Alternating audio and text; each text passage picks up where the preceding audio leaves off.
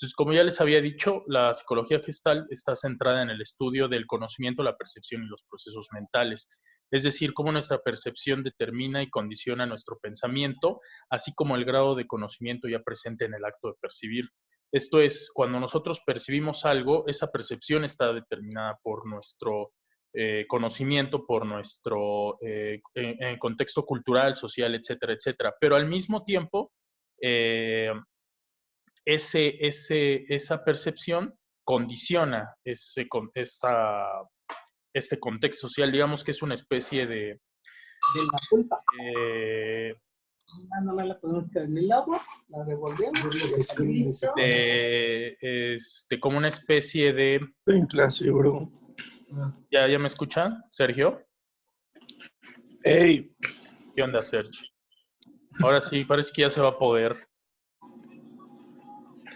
Nah, ya lo cerré. Entonces, como les decía, entonces existe una especie de aspecto dialéctico de cómo nuestra percepción condiciona nuestro pensamiento, pero al mismo tiempo como nuestro pensamiento ya está determinando nuestra percepción de las cosas. Entonces, en la teoría gestal aplicada a la fotografía consiste en analizar cómo esta visión o cómo percibimos las cosas de manera estructurada y organizada. Por eso les puse este ejemplo. En esta fotografía de la cerveza Heineken, como vemos nosotros botellas, pero inmediatamente nos remite a el Coliseo Romano, ¿no? Obviamente, quien no conozca el Coliseo Romano, bueno, difícilmente podrá comprender, pero sí percibe que hay una figura geométrica específica, además de la conformación y el orden de las botellas. En este sentido, la Gestalt contempla 4 principios claves para describir los procesos de percepción visual, que es el de emergencia, reificación, percepción múltiple e invarianza. ¿A qué se refieren estos conceptos? El de emergencia es el proceso por el cual percibimos una imagen como un todo de una sola vez, en lugar de percibir las distintas partes que la componen. Les explicaba, cuando ustedes ven la fotografía de un salón de clases, no piensan en todas las partes que forman el salón de clases, sino piensan inmediatamente en el salón de clases en sí. Posteriormente van comprendiendo todas las partes que lo conforman. En esta imagen más o menos es lo mismo, son manchas, ¿no? Pero si nos detenemos a observarla, nuestro cerebro, a través de la percepción, empieza a organizar el caos. Si pueden ver, es realmente la imagen de un perro, de un dálmata, y al fondo se puede ver a lo mejor una jardinera, el piso, etcétera, etcétera. Entonces, la emergencia es como nuestra percepción ordena las cosas y nos la presenta todo como una unidad. Es decir, nos da esta percepción de unidad para ya no estar identificando cada una de las partes. El siguiente concepto es el de reificación. Esto se basa en que nuestra percepción va a construir nuevas formas partiendo de las formas ya existentes en relación a nuestra experiencia visual previa.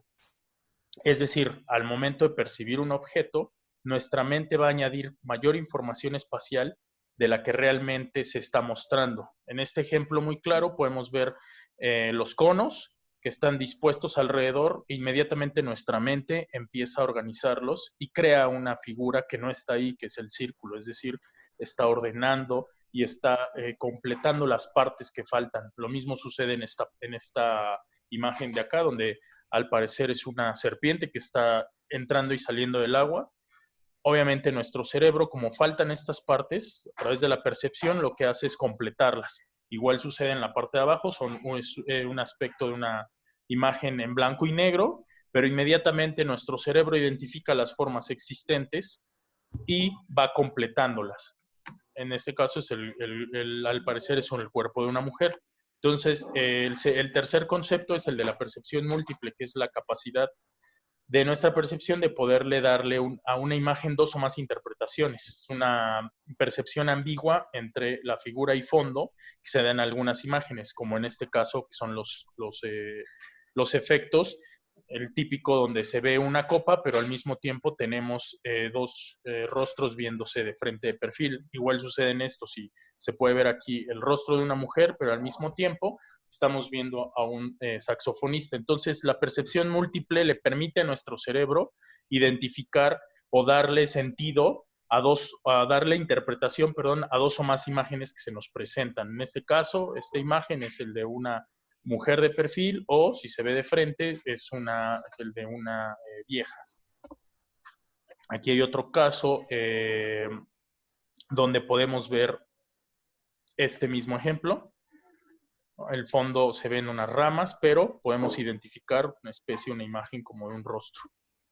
El otro concepto, el último, en el que se basa la teoría de la Gestalt en la imagen, es el de la invariancia, que es la propiedad de la percepción en el cual las formas simples y los contornos son reconocidos por nuestro cerebro independientemente de su color, textura, escala, rotación y traslación. Como vemos acá, esta pintura, a pesar de que la imagen está distorsionada, podemos identificar claramente una silla. ¿Por qué? Porque es un objeto que ya conocemos y nuestra percepción fácilmente la identifica. Lo mismo sucede aquí con estas imágenes. La A, la B, la C y la D, podemos ver que aunque tienen deformaciones, aunque tienen diferentes tipos de iluminación y cambios en la composición, podemos seguirla identificando como la misma imagen en todas las partes. Este es otro caso de una fotografía. A pesar de que existe una deformidad evidente, nosotros identificamos que es un cuerpo humano. Ya en este sentido, a partir de estas leyes descritas de la Gestalt, existen varios principios, que es el de la continuidad, de la relación figura y fondo, de la proximidad, de la similitud, de la simplicidad, del cierre y de la simetría. Estos 7 principios se aplican de manera a la fotografía para generar composiciones más complejas que puedan resultar en imágenes más contundentes. ¿Hasta aquí tienen alguna duda o comentario? Chicos, pueden escribirlo en el chat también si tienen algún problema con el audio. Más o menos vamos a ir describiendo de manera muy general cada uno de estos principios para que les quede claro. Igual ya la presentación ya se las había subido al Slack desde el lunes pasado que tuve problemas para hacer la transmisión. Entonces, en ese sentido, bueno, el principio de la continuidad, de manera muy general, nos dice que los elementos de uno o dos objetos diferentes que están bien alineados se perciben como un todo. Es decir, aunque haya una interrupción entre la estructura o la continuidad de estos elementos, se van a percibir como un todo. En la cuestión del diseño gráfico, por ejemplo, vemos aquí un círculo, una línea, y a pesar de que el círculo y la línea están entrecortados, nuestro cerebro lo percibe como imágenes continuas. Entonces, en la fotografía, nuestra percepción va a tender a continuar las formas o líneas más allá del marco y el encuadre. Esto nos permite jugar un poco con la perspectiva, ¿no? Aquí, esta cuestión de la continuidad no solo se aplica, así como les expliqué en el diseño gráfico, sino también en la composición. Vean cómo en esta pintura se forman líneas, no son explícitas, pero la disposición de los cuerpos y las formas van formando líneas que permiten una lectura más rápida y contundente de la imagen en sí. Entonces vean aquí la mujer que está recostada, la parte de su pie y su mano izquierda forman una especie de línea.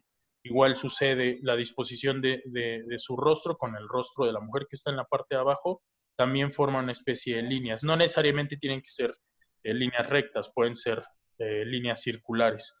Entonces, esto nos permite, como en el caso de esta fotografía de Annie Leibovitz, generar composiciones a partir del concepto de continuidad. Vean cómo dispone a una serie de modelos para esta edición especial. Y vean aquí como el rostro de ella con el rostro de ella y el rostro de ellas tres están, digamos que en un continuum. Vean cómo este continuum existe. Igual sucede de este lado con esta y este acá. Hay un continuo. Entonces, está utilizando de algún modo la composición a partir de estas líneas para darle a nuestro ojo una guía visual de cómo puede ir componiendo y puede ir leyendo mejor una fotografía. Entonces, vean este tipo de composición es bastante utilizada, sobre todo en la fotografía de retrato de grupos o para retratar ciertos elementos, ponerlos o disponerlos de forma en la que puedan sentirse continuos.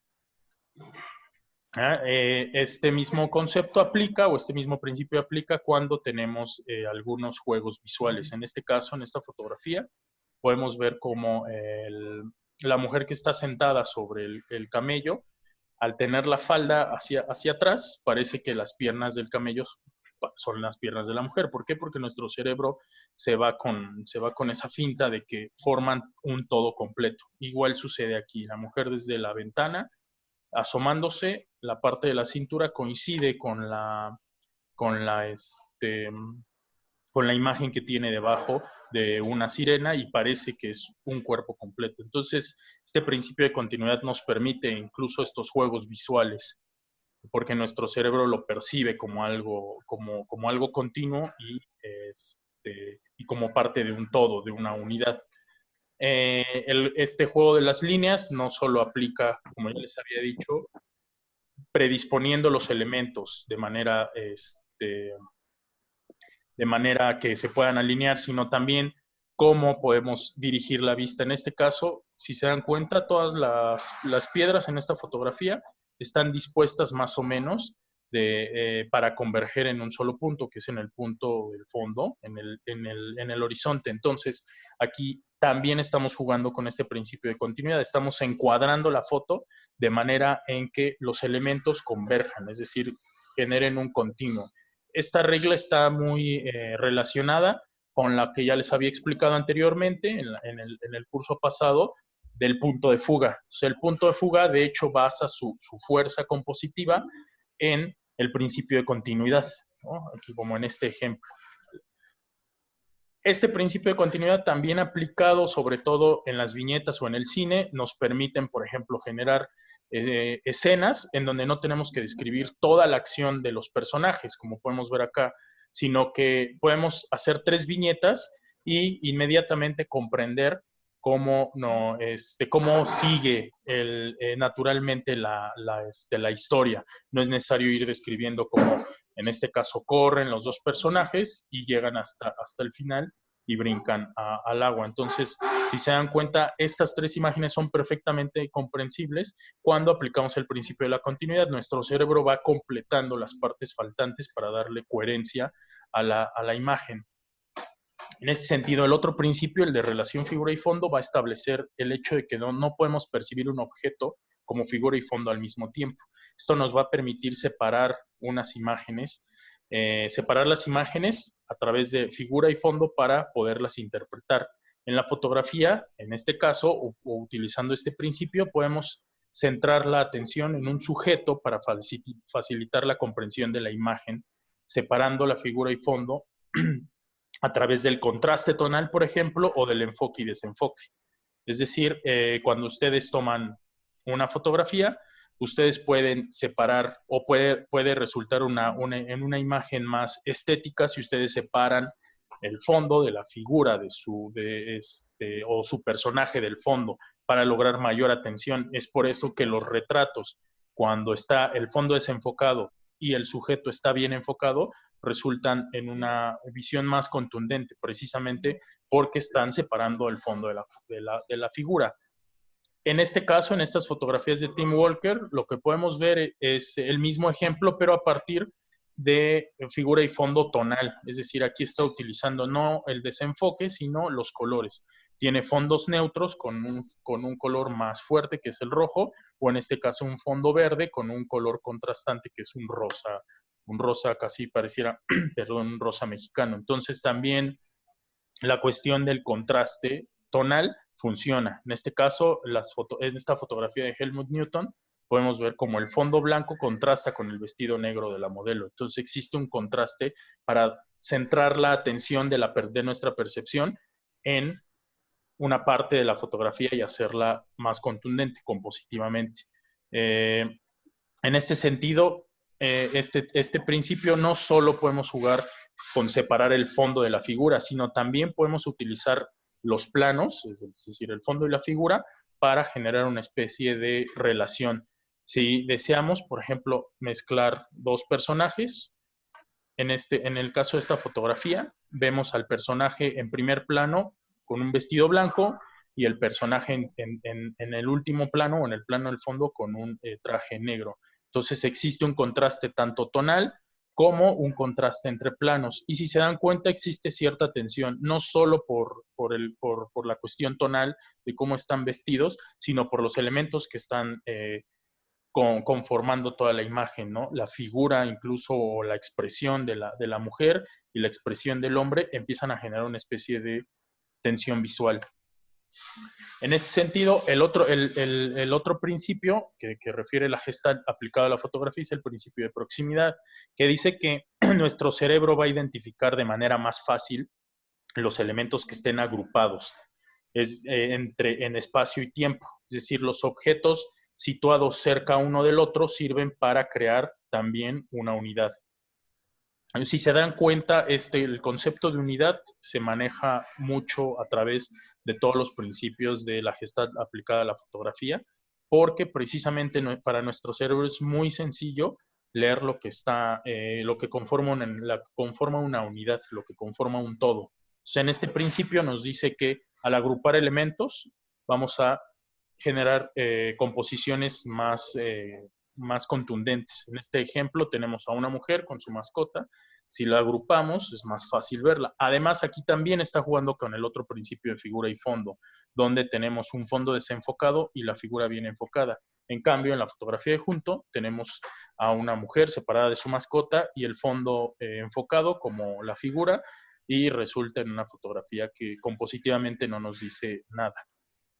Lo mismo sucede en estas fotos de Norman Parkinson, donde está utilizando la agrupación de los elementos, ya sea también por contraste o por figuras, los agrupa y precisamente permite que nuestra atención se vaya a donde está conformando la fuerza de su composición. Vean, tenemos estas fotos y esta de acá. Si ven, estos elementos están de manera conjunta.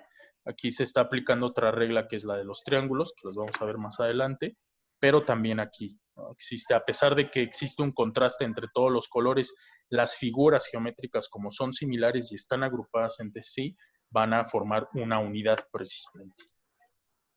El principio de proximidad también es útil para crear yuxtaposiciones y tensión visual. Además, se puede utilizar para generar perspectivas forzadas e ilusiones. En este ejemplo de Gregory Crewdson, tenemos digamos que la misma escena, pero tiene a los personajes primero de manera distante, creando una tensión visual. Si se dan cuenta, los tiene casi en la misma postura, pero primero cuando los aleja, como el cerebro al no encontrar unidad, entonces empieza a generar tensión visual. En cambio aquí decide unir los dos elementos, creando una yuxtaposición. A pesar de que están unidos, la tensión visual se sigue manteniendo, es decir, está jugando con el principio de proximidad, pero está jugando precisamente al mismo tiempo con la tensión visual.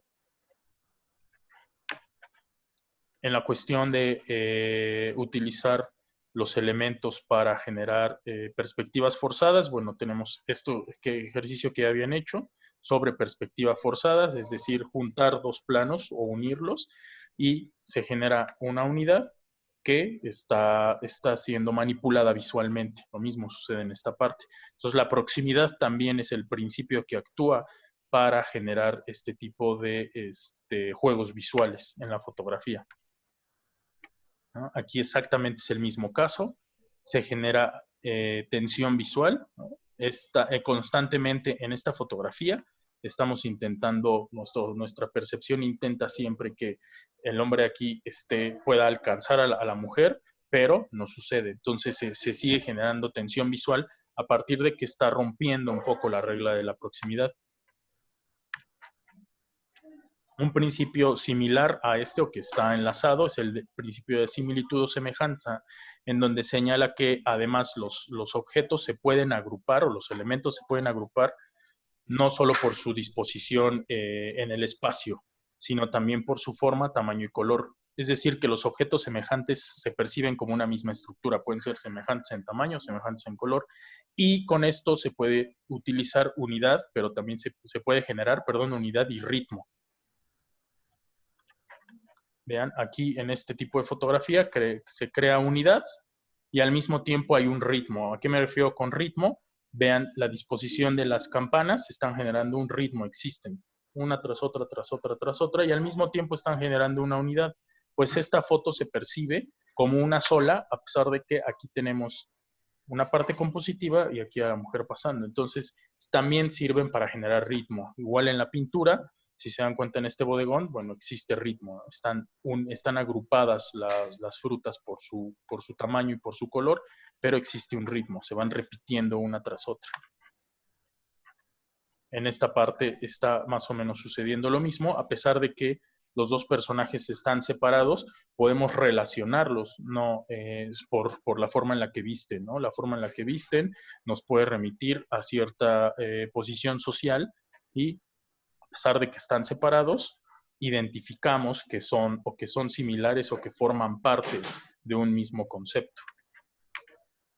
En este sentido, este principio nos va a ayudar también a generar dos conceptos, que es el de dirección común y el de contraste. El de dirección común se refiere cuando una imagen, todos los elementos van en la misma dirección y se perciben como un todo, ¿no? Y en contraste, cuando un elemento va a romper el ritmo por su diferencia en tamaño, color y textura, lo cual también va a crear una especie de tensión visual. Vean estas fotografías de Norman Parkinson donde existe repetición y de repente hay un rompimiento en el ritmo. Lo mismo sucede en estas fotos, donde tenemos una serie de elementos repetidos y existe una ruptura de ritmo, lo cual le da interés. Si de repente tuviéramos demasiados elementos repitiéndose, resultaría como muy aburrido para la percepción. Entonces, de repente es bastante interesante romper el ritmo y crear esta especie de tensión visual. Relacionado a este concepto, existe otro que se denomina gamut, dentro del principio de similitud, y se refiere a las diagonales que se repiten dentro de una fotografía o de pintura. Por lo general, están ocultas dentro de los elementos de la composición. Y podemos ver este caso. Aquí vean cómo los brazos y las piernas en esta pintura de la mujer se repiten en su dirección, lo cual va a generar una especie de similitud entre los elementos que conforman la pintura de la fotografía. Vean cómo a partir de la dirección o la disposición de los elementos se va a crear similitud y también de algún modo se crea repetición o ritmo. Aquí es una fotografía de Annie Leibovitz para la edición especial de Vogue. Vean cómo la modelo, en este caso es Charlize Theron, está junto a una cascada. ¿Y qué es lo que está utilizando Annie Leibovitz para la composición? Pues esta relación entre los elementos, o el gamut, donde vemos a un vestido de color azul con una caída similar a la caída que tenemos en la cascada. Entonces, si se dan cuenta, justo a las líneas nos están marcando los elementos que se están repitiendo, a pesar de ser elementos diferentes, el agua, el vestido, pero se repiten en su dirección, lo cual crea esta especie de similitud, es decir, está simulando que el vestido es la cascada de agua. Entonces, es un elemento compositivo bastante interesante. Otro principio es el de simplicidad. Este principio de simplicidad o pregnancia parte de que nuestra percepción intenta ordenar los objetos de manera simétrica y simple. Esto quiere decir que los elementos más sencillos van a ser los preferidos para nuestro cerebro porque le permiten comprender y recordar más fácilmente. Aquí aplicaría el concepto de menos es más. Es decir, las imágenes con una composición simple, la utilización, por ejemplo, del espacio negativo, nos va a permitir que el espectador las capte de manera más rápida y de manera más contundente. Vean en esta otra fotografía de Edward Weston, donde hay un elemento humano, pero decide que este elemento se ponga en cierta posición para generar un elemento único, ¿no? Muy concreto, muy simplificado, que nos permite una percepción más rápida, una percepción de nuestro cerebro más rápida. Aquí tenemos más o menos lo mismo. Aquí hay varios elementos, el de la repetición, pero tenemos también la direccionalidad y es un elemento muy simple, ¿no? Tenemos una barda sobre un fondo más o menos homogéneo en cuestión de color. Aquí lo mismo sucede, ¿no? Aquí incluso se está aplicando la regla de la simetría, al mismo tiempo la regla del espacio negativo, y tenemos una composición muy simple que resulta agradable para el ojo humano, para nuestra percepción. Este principio también se relaciona un poco con los conceptos de la publicidad, donde nuestro cerebro suele relacionar los objetos o personajes que se parecen. Aquí tenemos algunos ejemplos visuales de cómo personajes o animales u objetos se parecen entre unos y otros. Sirve mucho para generar esta especie de composiciones.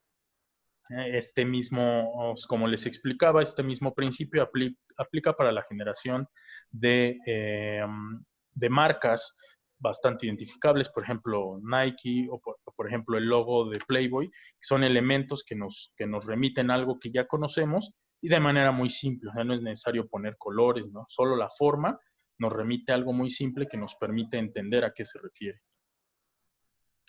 Ya para ir más o menos cerrando esta presentación, tenemos el principio de completitud o cierre. Es algo que les explicaba un poco al inicio, es que nuestra percepción va a tender a completar una imagen pese a que existan huecos en ella. Es decir, nuestro cerebro, nuestra percepción va a cerrar todas las imágenes que no estén cerradas para darle un sentido. Este principio funciona un poco de la mano con el del principio de continuidad. Si se dan cuenta en estos logotipos que tenemos acá, existen espacios vacíos, pero que inmediatamente nuestra percepción cierra. Un balón de fútbol donde solo se ven los pentágonos, inmediatamente identificamos que precisamente es un círculo.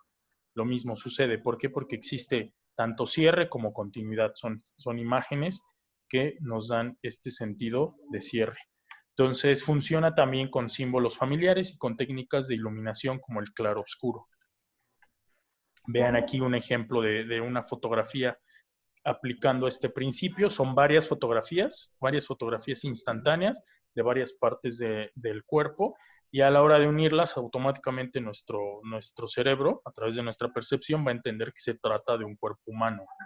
¿Ah? Lo mismo sucede aquí en esta otra fotografía, ¿no? La mano haciendo una figura más o menos similar a la de una bombilla. Pues parece que tenemos ahí un foco. Igual, aplica un poco similar a la cuestión de la perspectiva forzada, donde tenemos una fotografía que se está superponiendo a otra imagen y parece que se completa. En este sentido, bueno, dentro de este principio se aplica el concepto de elipsis, que sobre todo en la pintura nos permite crear unidad y movimiento. Si se dan cuenta, esta parte de la pintura hay una especie de cierre. No existe movimiento, pero hay también cierre, es un cierre circular, lo cual también nos va a dar una composición bastante efectiva y agradable. Aquí tenemos más o menos un ejemplo similar, donde existe, a pesar de que existe una figura humana que está rompiendo el esquema, tenemos aquí el círculo del lago que se encuentra al fondo y seguimos entendiendo que existe una figura circular al fondo. Entonces, la mezcla de estos elementos nos va a ayudar precisamente a generar mejores composiciones. El principio de simetría, bueno, es un principio que ustedes ya habían trabajado. A partir de la simetría se va a generar el equilibrio visual, y es que nuestra percepción intenta captar la información visual de manera simple, estable, regular, estructurada y ordenada. Entonces, un efecto o un medio compositivo bastante recurrente y bastante efectivo es generar simetrías. Vean, aquí tenemos este fotógrafo juega mucho con las simetrías. Vean el tipo de imágenes que realiza, juega mucho con la simetría. Ustedes pueden partir esta imagen a la mitad y van a encontrar simetría tanto de un lado como del otro. Aplicando este concepto se puede generar una especie de balance asimétrico, es decir, se le puede dar un mayor peso visual a algo en específico para que nuestro cerebro, nuestra percepción, capte mayor atención. Es decir, si tenemos una simetría, pero en esa simetría hay un objeto más grande que está rompiendo con esa simetría, bueno, le vamos a poner más atención precisamente a ese objeto. Dentro de ese balance asimétrico vamos a tener efectos compositivos como el aire o el espacio para respirar, la dirección de la mirada, el espacio negativo, el peso visual, el peso de valor y el peso de perspectiva. Son varios elementos que se pueden aplicar a partir del balance asimétrico. Vean, aquí existe un balance asimétrico en esta foto también de Annie Leibovitz, donde coloca a su modelo. Digamos que si la hubiera colocado en medio, tal vez tendríamos una especie de, vean el fondo, una especie de simetría, más o menos una simetría, pero ella decide colocarla más hacia la derecha para generar un balance asimétrico, lo que le va a permitir que el peso visual esté precisamente de su lado derecho y nuestra percepción la pueda captar de manera más eficiente. Aquí está igual el principio del espacio negativo, ¿no? Hay un balance asimétrico, no hay otra persona aquí generando un equilibrio, sino más bien este señor que está caminando por la calle está generando una asimetría. Lo mismo sucede acá en esta fotografía del ajedrez, donde precisamente la pieza de la reina blanca está generando una asimetría dentro de las otras piezas o de las otras piezas que están al fondo. Y bueno, ya un poco haciendo un repaso, tenemos aquí lo que ya les había explicado del punto de fuga. El punto de fuga se basa en el principio de la continuidad, de cómo se forman, cómo estas líneas nos van dando continuidad y nos permiten dar una guía a la percepción o a una guía a nuestro ojo para entender o leer la fotografía. Lo mismo sucede con las perspectivas forzadas. Al juntar dos elementos de diferentes planos, podemos generar este juego visual en donde juntamos elementos que naturalmente no se podrían juntar. Lo mismo sucede aquí. Vean otros ejemplos de perspectiva forzada. Solo consiste en colocar de cierto modo los elementos o la cámara para generar precisamente esta perspectiva forzada y jugar con ellos. Y listo.